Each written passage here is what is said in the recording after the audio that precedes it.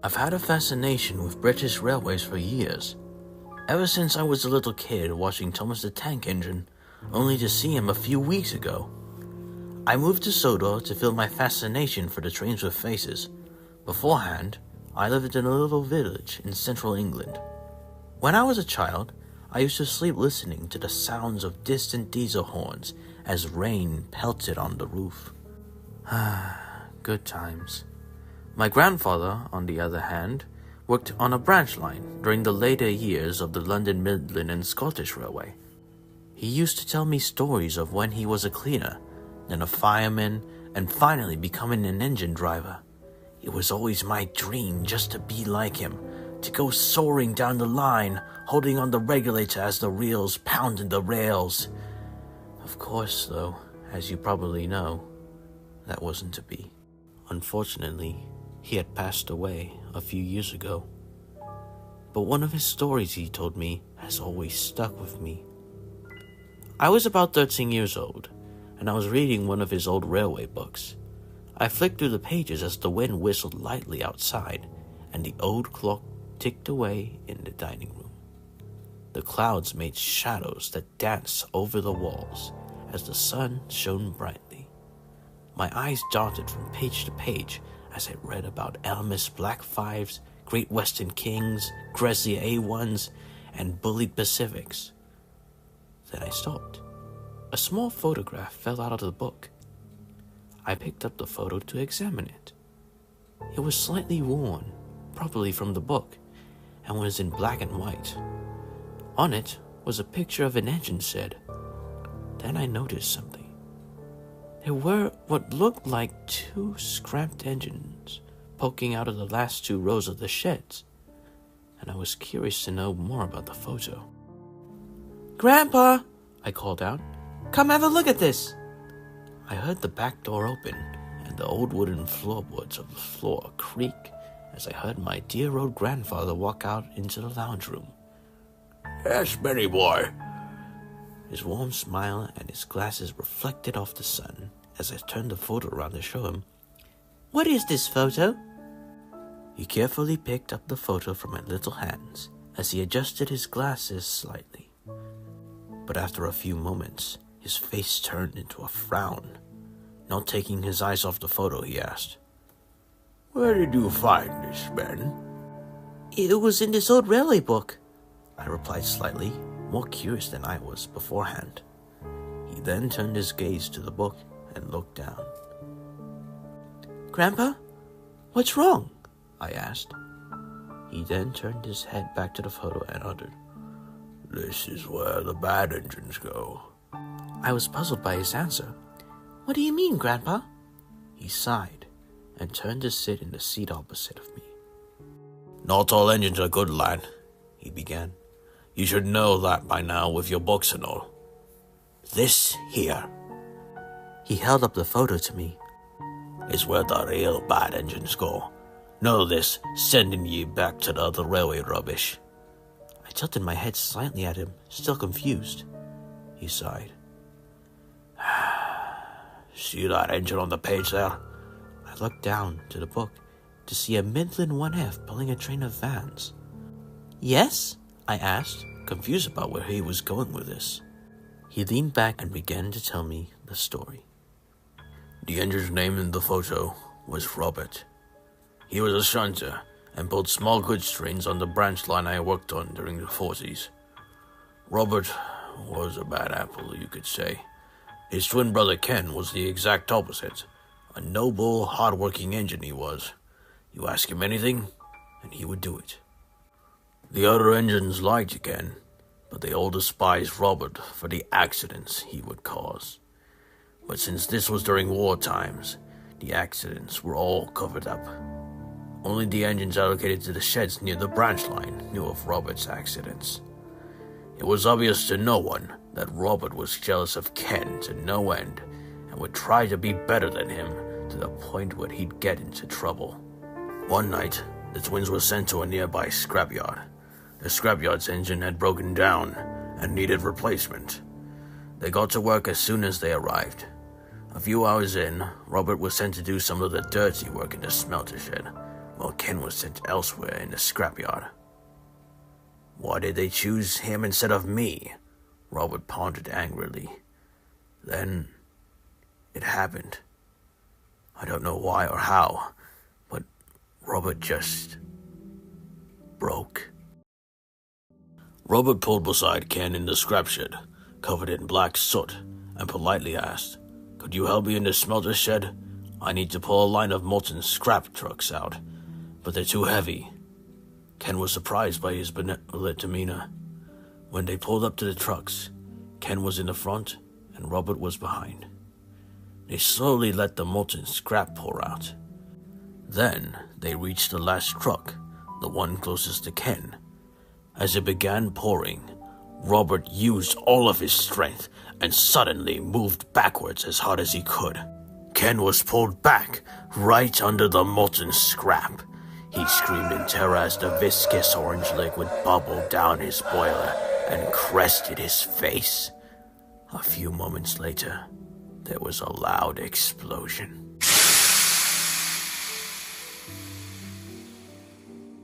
Ken was no more. Robert would finally be the favorite. He would be the one who would show the engines that he wasn't all bad and could be useful.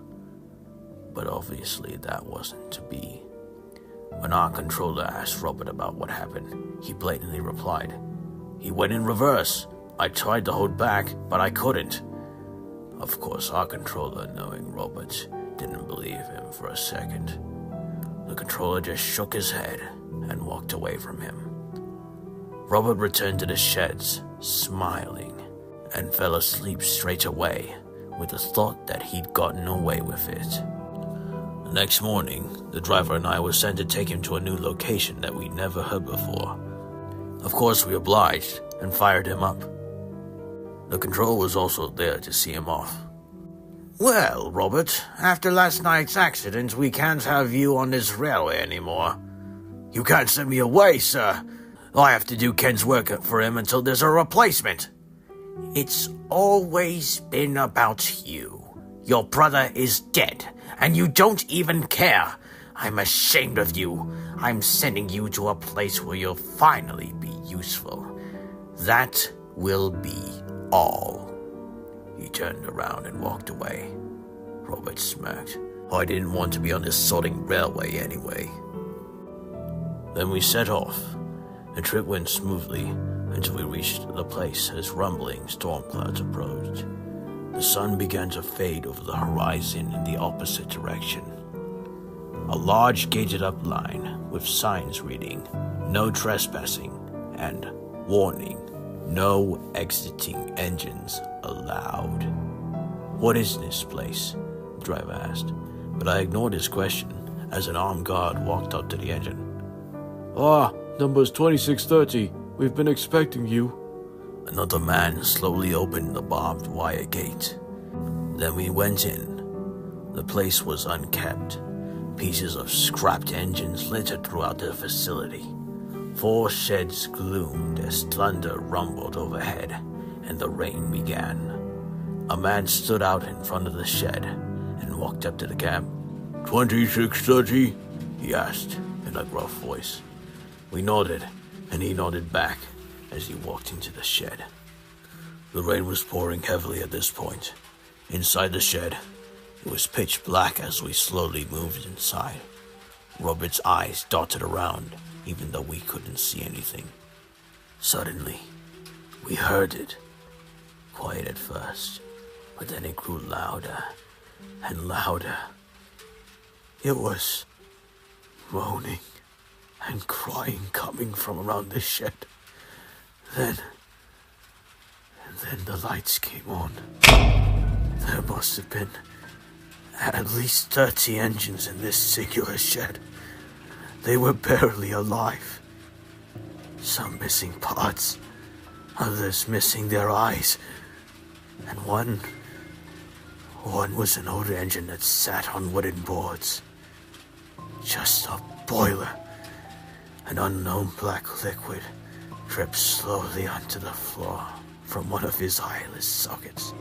"No! You can't leave me here!" Were you bad? No, I was good. Honest. You lie. Good engines don't lie.